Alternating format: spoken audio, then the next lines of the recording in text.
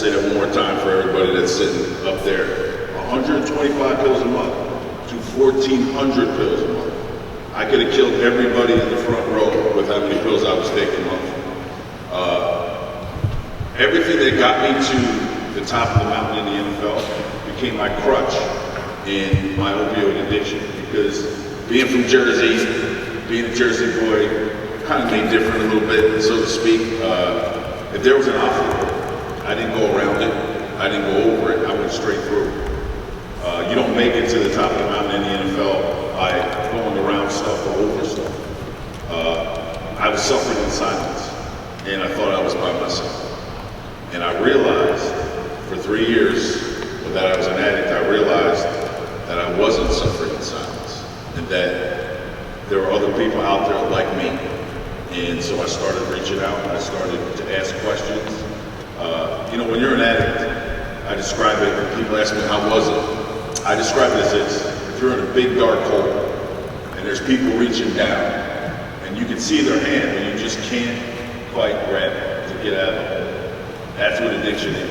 You become, self-centered. You always point the finger, you never point the thumb. I wasn't raised that way. I was always raised to point the thumb. What can I do to make my team better? What can I do extra? And that was important to me, but during the addiction, it was a nightmare.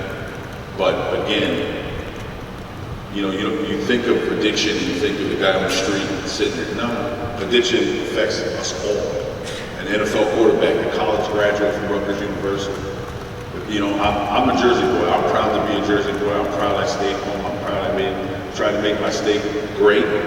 But I'm also an addict, and I will be for the rest of my life. Thank you. Great. Your daughter is struggling with addiction. Can you tell us her story and how it's impacted her life? Sure. Start from where we are today.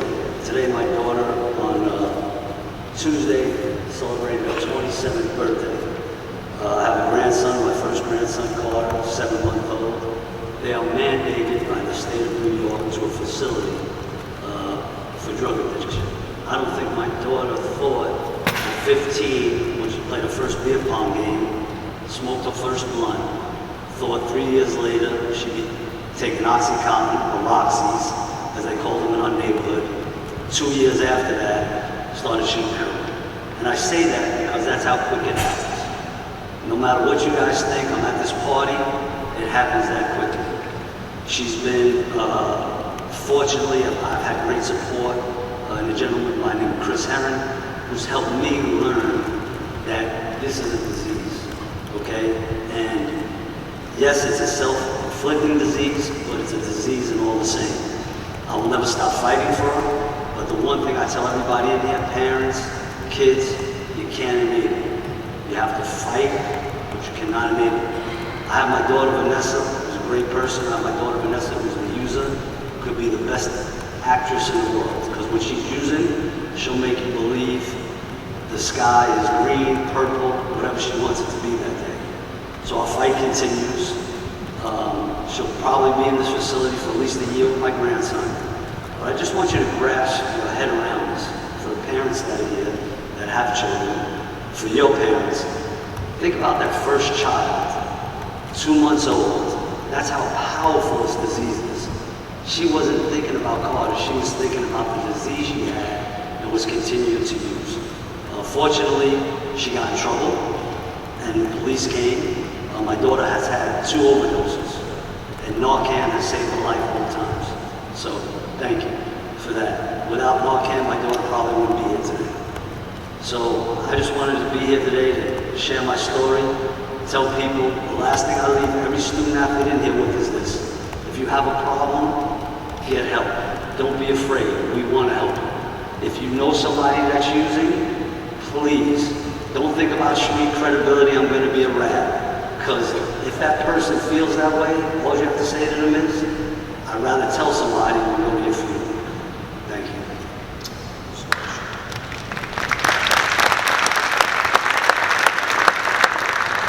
John, you also unfortunately had a family member who experienced the difficulties of addiction. Could you just share your own personal story? Sure. My story is a little bit different because I I lived sort of a double life in this area, having served as the Attorney General for 3 years. And before I go further, I do want to say it's important to know how incredibly fortunate we are to have an Attorney General that is as dedicated and as active and as concerned and as sensitive to this issue as we have. I know what it's like to sit in that chair. I did it for 3 years.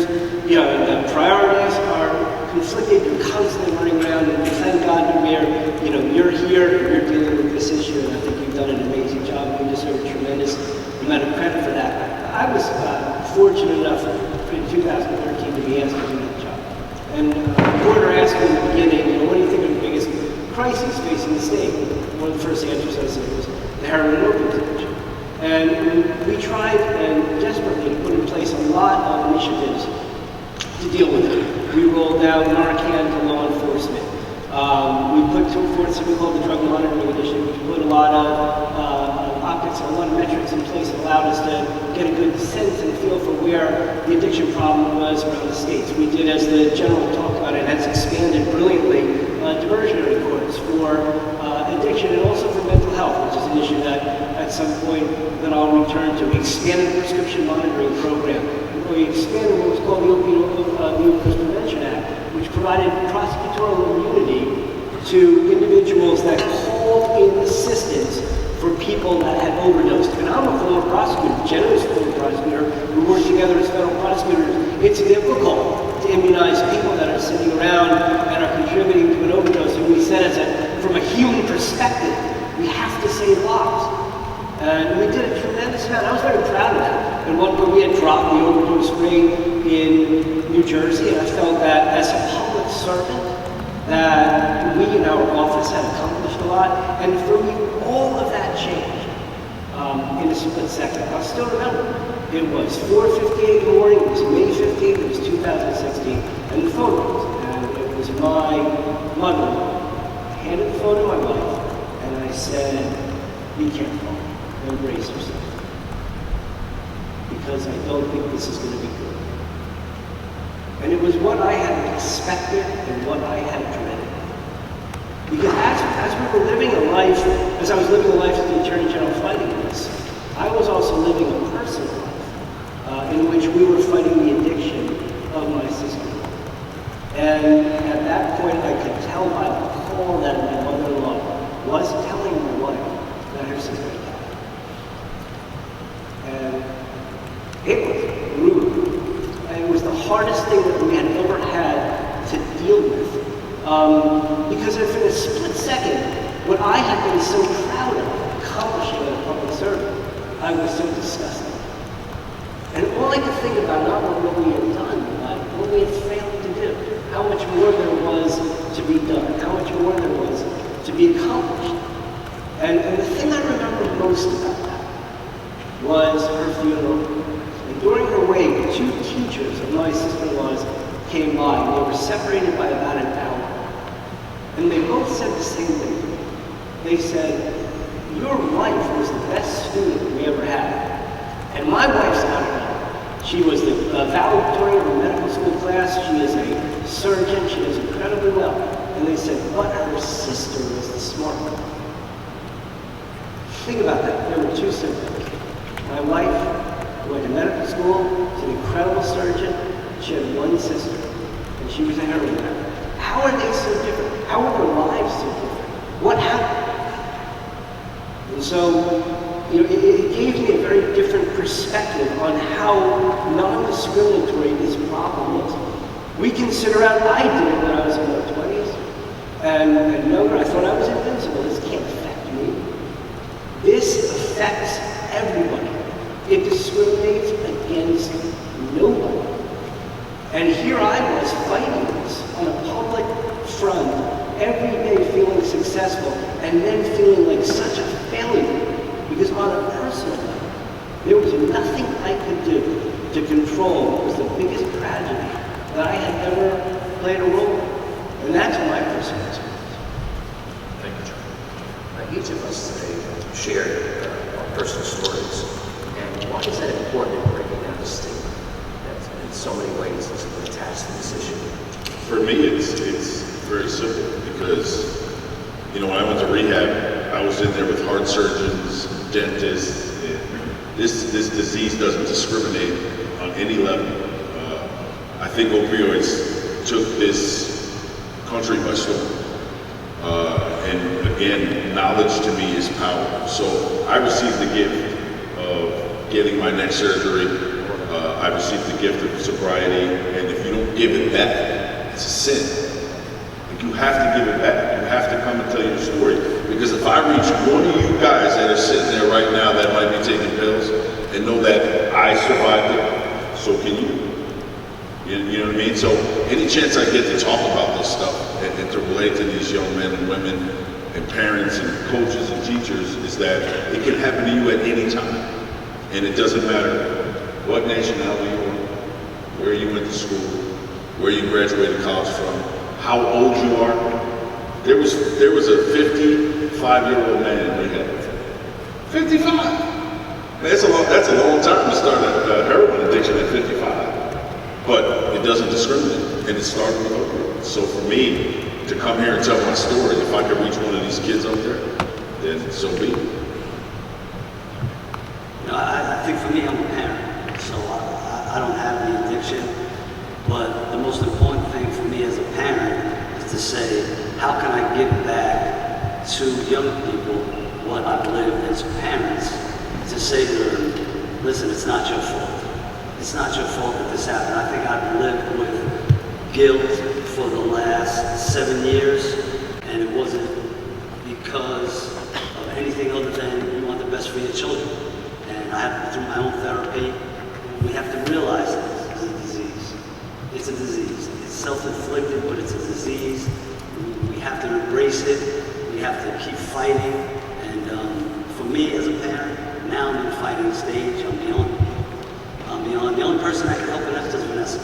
I could be there, I could walk with her, I could hold her hand, but I finally have realized the only person that can help my daughter is my daughter. So the parents that are here, that's all you can do. Don't ever stop fighting, but understand, you can want it, but if they don't want it, you can give them all the luxuries in the world. If they don't want it, it's not going to happen. So for me, that's why I'm here today, to just try and say, keep fighting, keep believing, and it's a disease. So I think Ray and Greg make great points, and Ray, I think sort of the courage that you show in standing up and saying, you know, look, I am an addict, I have dealt with this issue, is incredibly important. You know, and it's gonna, and the leadership that shows, it's gonna destigmatize this as it needs to. You know, I remember when I was young growing up, people didn't really talk about cancer. They didn't want to talk about cancer. You wouldn't mention cancer. And slowly but surely, it became destigmatized so that people could talk about it and get the support that they needed. And I think something like that has to go on now. And I think the leadership that you've shown is helping that out. At the same point, it is that realization that it is a disease, what that Greg talked about, which is incredibly important. I developed this information from dealing with my sister-in-law, and I used to actually say, you know, you feel like you want to scream at an addict because you want them to change, but it's like screaming at cancer. And what effect would that have? How successful would that be? And you have to understand it as a disease and the impact that it has upon you as a disease. And unless you do and understand that it really cannot be successfully battled, it can't be successfully beaten unless you understand the implications of it as a disease. Right, there's so many student athletes out here today. What particularly would have changed your direction if you knew something about this disease as an athlete, especially at college? Well, just to put it in perspective, I've had 4 neck surgeries since my opioid. I had 3 neck surgeries since my opioid. I had 13 knee surgeries since my addiction. And every time I had surgery, I had to take 1 friggin' pill. There are so many options out there for student athletes that nobody knows about. Nerve blocks. I had microfracture knee surgery where they drill holes through your kneecap. Okay? And I'm not a hospital guy, so I go home. Like, they were like, yeah, stay for 4 days. I was like, yeah, kiss my ass, I'm going home. Okay? To my wife's dismay, of course, you know, because she's got to be the one taking care of me. But I got a nerve block, okay? So for 48 hours, I couldn't feel my leg. And then after the 48 hours, I dealt with the pain. You're a lot stronger than you think you are, okay? And there's a lot of different things. And the Attorney General said it best, ask the friggin' questions. Ask the questions. You know what I mean? I just had my 4th neck surgery 6 weeks ago. Okay? I'm in constant muscle spasms. I'm of the 4% that had the surgery that I had. They put a 2-inch steel plate and took my 4-inch steel plate out. And I'm in constant muscle spasms. I'm in pain every single day. Some days worse than other days. But I don't reach. Because I'm strong enough up here and inside my heart to know that I can make it through. And so can you. So ask the friggin' questions. Do I have to take these painkillers? And if you do, then you need 2 weeks. I mean, after 2 days, yeah, this thing hurts. It hurt when I had hyperfracture knee surgery, but I didn't reach. And if I could do it, you damn sure can do it, because you guys are a lot younger and a lot stronger than I am right now anyway.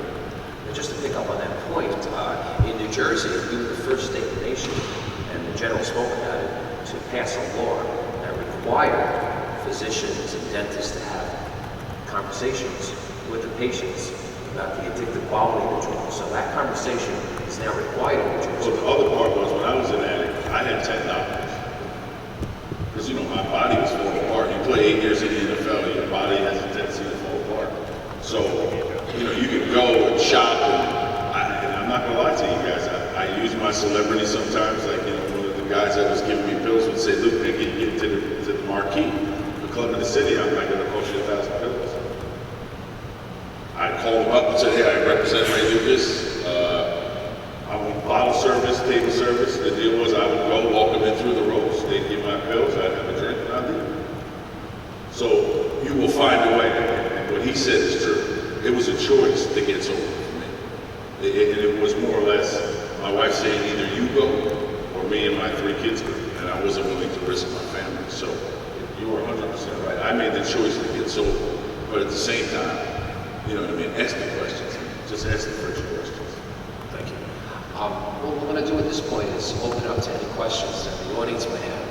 I know there's some mics that are going to be coming around. So if you have a question, maybe just raise your hand. We'll make sure that the mics get to you. As we're doing that, Greg, maybe you could just give us a little bit more advice as from a family perspective and also from a coach's and teammate perspective. What should someone do in a situation when they think that someone might be abusing prescribed opioids? Well, I think for myself, and I think for a lot of coaches, I think we become in denial, especially when it's your child. There was warning signs that I looked past, especially, you know, I have a son, I think, especially in Italian nationality, me being a Sicilian, you're tougher on the males. And I look past some of the things, the warning signs of my daughter. And I will tell them, parent, the first time you see them marijuana drinking, stop it, catch it. Don't think because they're in your basement or your backyard it's okay. No, it's not okay. It's not okay. It's not okay for them to have parties at your house at 17 and we take their keys. No, because it's just going to lead to the next thing, to the next thing. So for me as a parent, my advice to parents all the time is, the sooner you come to the realization that you see warning signs, address them. Go to the professionals. I'm a parent, I'm not a drug counselor. But I do know there's a lot of drug counselors out there that'll be willing to see you no matter what time out of the night is. And we know that Rutgers has a lot of services available, student services that are there to help this. The one thing I do want to touch on, would like to say is, and this is one thing that I spoke with John, Ray could probably attest to this, you know, 28 days is not long enough. Parents, you think you're putting them in there for 28 days? That's not even scratching the surface. You know, my daughter needs a year, 2 years, because the length of time that you do these drugs, it takes double the amount of time, am I correct, Ray, to even realize it. 88% of everybody that goes to rehab falls on their face. 88%. And they told me that while I was in rehab. I'm like, what the hell am I doing here? If you ain't gonna help me, you know, what am I doing here? it's not about the falling in the face. It's about the getting up. Because when you're an addict for life. Like I always tell everybody, my opioid addiction was doing push-ups and sit-ups the whole time while I'm trying to stay straight. And it's getting bigger and it's getting stronger. And sometimes you fall off the horse. You just got to get yourself back up and get back on. I went to rehab for 42 days. 42. And they wanted me to stay a whole bunch a lot longer, but me being me, I was like, I've had enough of this shit. I'm out of here. But again, you know, it is warranted, but if you fall down, and you might fall, get back up. And there's no written rule about sobriety. Whatever works for you, works for you. And that's good enough as long as you stay sober. I just want to put this in perspective, okay? My daughter has been in 12 rehabs in 7 years. 12 rehabs in 7 years. So it's continuing. And when I bring her in there, it's not crying, it's the fight. It's the fight, it's the next fight. Part of this addiction is they're going to relapse. Embrace the relapse because it's going to happen. It's almost impossible for any addict to go in one time and walk away. It's almost impossible. I'm making stat 88%. So as a parent or as a best friend, please be there, support them. If it's 20 times, 30 times, just keep fighting. Because one day, if that person wants it, the light will go on and will be. John, I mentioned the prescription monitoring program earlier on. Maybe you could just share some of the other programs that the state has instituted, in particular how the prescription monitoring program works to help protect people in the state. So one of the things we did was, in realizing how much overprescription was going on, we realized that it happened in some sense of what the depth of that problem was, and we instituted a program that requires physicians and pharmacists to both register prescriptions and then to monitor prescriptions as they're used, so that a physician can find out, hey, this fellow that's coming to me, what was the last time he got a prescription? Is he just coming to me because yesterday he got 500 pills somewhere? And then we realized that doesn't help because this problem doesn't recognize borders. And so we established interconnectivity with New York and with Delaware, and then we began the process with Pennsylvania so that we could try to get knowledge and information, which is power in this area, and try to get that and to use that. That's just one of about the half dozen programs that we did. But I'll tell you, we instituted and General Greenlaw, as I said, brilliantly picked up on and done many of his own initiatives. But we have been able to manage this problem. There is an incredible effort that's going to have to be made to meet this problem. It's got to come from so many different perspectives. Jersey does make it hard to be an addict. Like I could be an addict now when I was back then 10 years ago, but because of that, what you implemented, because I was going to 10 different people, and with all the injuries I had, it was easy to get a script. But they didn't know where. Like my pharmacy, one time I walked in and they were like, "You were here 4 days ago, what is this?" And I was like, "Oh shit, I forgot. I got to go to a different pharmacy." So I went to a different pharmacy, they filled it. So, but Jersey's doing a great job of making sure that our kids and relatives and everybody's getting taken care of. If I could add one other thing, when I talked before about these diversionary courts, there's an issue that I think needs to be discussed whenever you discuss addiction, and that's the mental health component to that. And if it's not the mental health impact that addiction has had, it's the mental health driver that leads to a lot of addiction. And that certainly impacts and can be as impactful upon athletes as it is upon blue-collar workers. And until you can't really untangle those two. And it's important to realize that if you have a friend or a relative who's facing a mental health issue as well, it's very common to self-medicate. My sister-in-law had a bipolar issue. My sister-in-law used to say to me, "You don't understand, I take drugs to feel normal, not to feel abnormal." And so, at the same time as destigmatizing addiction, we have to destigmatize mental health issues and then think about them together, because one, they're often a driver into addiction, and two, they're often an after effect of addiction. Okay, we're going to go to the audience now. Question?